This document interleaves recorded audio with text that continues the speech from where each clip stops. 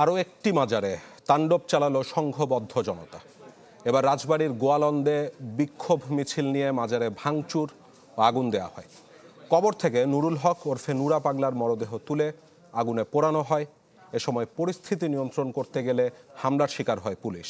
পরে সেখানে যায় সেনাবাহিনী। ঢালাইয়ের সেরা প্রিমিয়ার সিমেন্ট।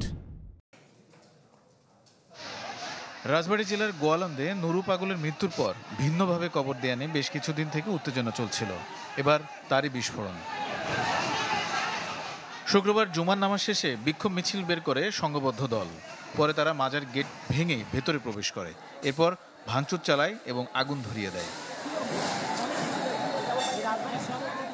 এক পর্যায়ে বিক্ষোভকারীরা কবর থেকে নুরু পাগলের মরদেহ তুলে প্রকাশ্যে পুড়িয়ে দেয়। খবর পেয়ে পুলিশ পরিস্থিতি নিয়ন্ত্রণ করতে গেলে তাদের উপরও হামলা হয়। পরে সেনাবাহিনী ও আইন শৃঙ্খলা বাহিনী পরিস্থিতি শান্ত করে।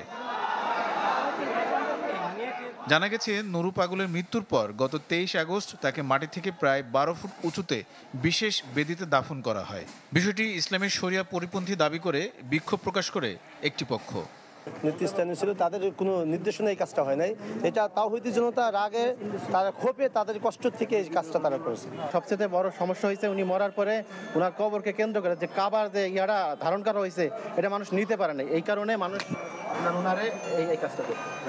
পরে শুক্রবার সকালে সংবাদ সম্মেলনে মাজার কর্তৃপক্ষ দাবি করেন কবরটি নিচু করা হয়েছে, কিন্তু এরপরও হামলা চালায়। ঘটনার পর থেকে মাজার সংশ্লিষ্ট কাউকেই পাওয়া যায়নি। অন্যদিকে রাজশাহীর পবা উপজেলায় আজিজ ভান্ডারীর খানকা শরীফে হামলা ও ভাঙচুরের অভিযোগ মিলেছে।